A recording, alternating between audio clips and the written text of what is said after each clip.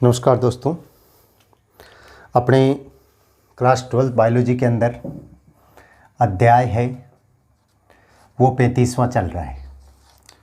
35वें अध्याय के अंदर जो आज अपना टॉपिक है वो है बहुविकल्पी एलील। आज का जो अपना टॉपिक है उसका नाम क्या है? बहुविकल्पी एलील। बहुविकल्पी एलील क्या होते हैं? ठीक है, तो देखो बहुविकल्पी एलील किसे कहते हैं? जैसे मान लो कि एक जीन या कारक होता है। जीन या कारक किसको बोलते हैं हम? आनुवंशिक लक्षणों को नियंत्रित करने वाली इकाई को हम क्या बोलते हैं? जीन या कारक। तो जिस जीन के ऊपर दो एलील पाए जाते हैं, जिस जीन के ऊपर दो एलील पाए जाते हैं उसको हम क्या बोलते हैं? युग्म विकल्पी। क्या बोलते हैं? युग्म विकल्पी बोलते हैं। जिस जीन पर दो एलील पाए जाते हैं उसको हम क्या बोलते हैं? युग्म विकल्पी बोलते हैं। परंतु सामान्यतः जिस जीन पर तीन एलील पाए जाते हैं, कितने?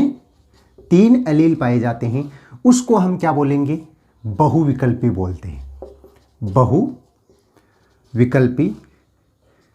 कहते हैं। ठीक है, तो देखो ये दोनों परिभाषाएं याद रखनी है कि यदि किसी जीन के ऊपर दो एलील पाए जाते हैं उसको तो हम क्या बोलते हैं? युग्म विकल्पी बोलते हैं।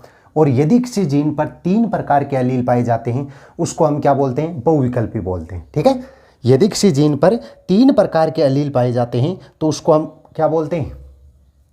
बहुविकल्पी बोलते हैं। तो देखो ये तो हो गया इसकी परिभाषा। अब देखो होता क्या है, इसका हम उदाहरण क्या देते हैं? मनुष्य का रक्त समूह है। तो मनुष्य के रक्त समूह में कितने एलील पाए जाते हैं? तीन। IA होता है एक, ठीक है। दूसरा कौन सा होता है? IB होता है। और तीसरा होता है IO। ये क्या होते हैं? मनुष्य के रक्त समूह में पाए जाने वाले क्या होते हैं? एलील होते हैं। क्या होते हैं? एलील होते हैं। तो देखो इसके अंदर अपने को यही लिखना है कि बहुविकल्पी एलील किसे बोलते हैं? यदि किसी जीन के ऊपर दो प्रकार के एलील पाए जाते हैं उसे हम युग्म विकल्पी कहते हैं। बल्कि अधिकांशतः जीनों पर तीन प्रकार के एलील पाए जाते हैं जिसे हम बहुविकल्पी कहते हैं।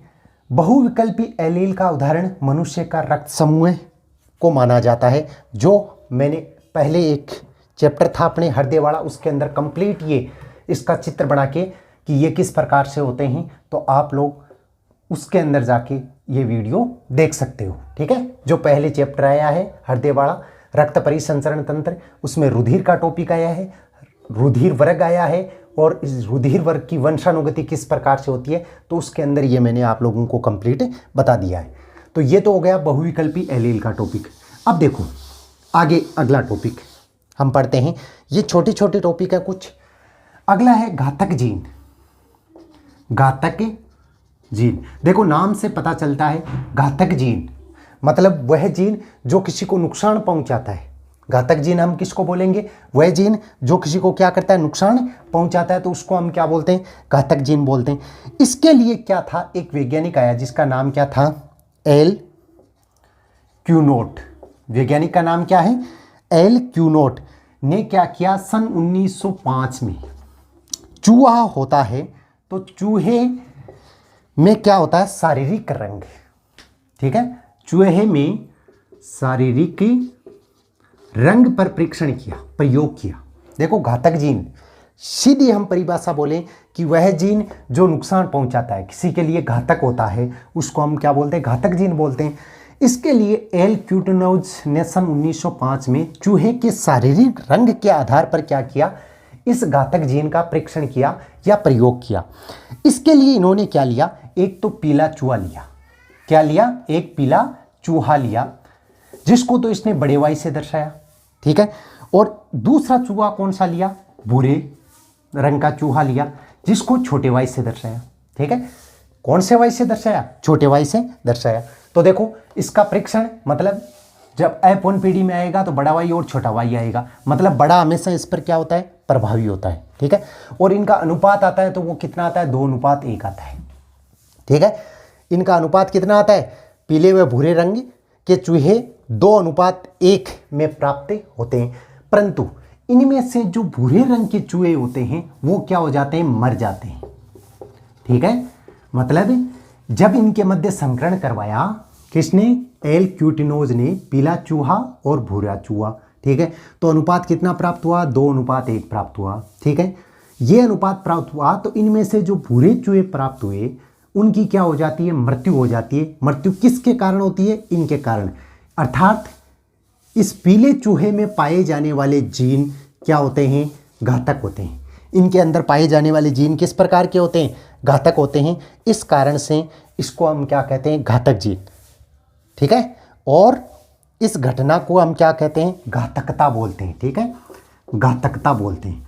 मतलब ये जो थे ये क्या है, घातक जीन है, और इस घटना को हम क्या बोलेंगे, घातकता बोलेंगे। ये जीन क्या है, घातक जीन, और इस घटना को हम क्या बोलेंगे, घातकता बोलेंगे। तो ये हो गया घातक जीन। अब देखो आगे का टॉपिक, आगे का टॉपिक है बहुप्रभाविता।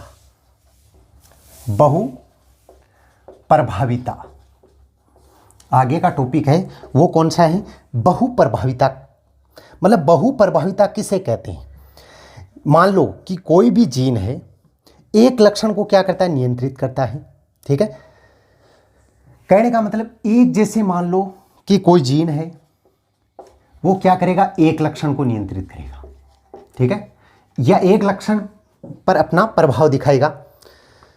परंतु जब एक जीन क्या करता है, एक से अधिक लक्षणों पर अपना प्रभाव दर्शाता है, उसे हम क्या बोलते हैं, बहुप्रभाविता, ठीक है। सीधी सी परिभाषा, यदि एक जीन एक से अधिक लक्षणों पर अपना प्रभाव दर्शाता है, उसे हम बहुप्रभाविता कहते हैं। सीधी सी परिभाषा लिखनी है, यदि एक जीन एक से अधिक लक्षणों पर अपना प्रभाव दिखाता है, उसे हम बहुप्रभाविता कहते हैं। समझ में आ गया होगा।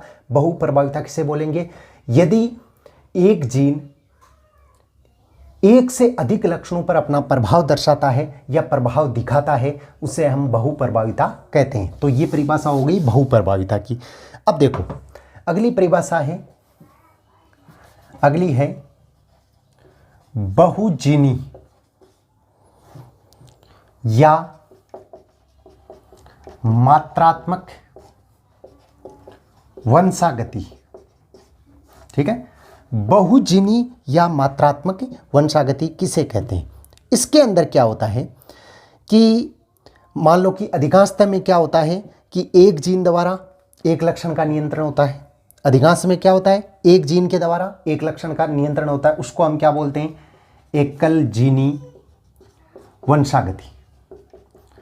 यदि एक जीन के द्वारा एक लक्षणों का वंशागत होता है उसको, या नियंत्रण होता है, यदि एक जीन द्वारा एक लक्षण का नियंत्रण होता है, उसे हम एकल जीनी वंशागति कहते हैं।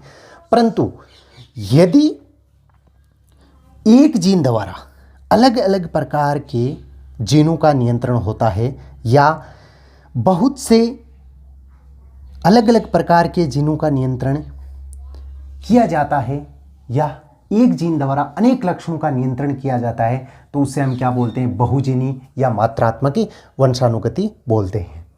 यदि एक द्वारा होगा तो उसको हम क्या बोलेंगे, एकल जीनी वंशानुगति, और यदि अनेक द्वारा होगा तो उसको हम क्या बोलेंगे, बहुजीनी या मात्रात्मक वंशानुगति। इस चैप्टर के अंदर केवल एक टॉपिक बचा है जो आगे की क्लास के अंदर होगा। धन्यवाद।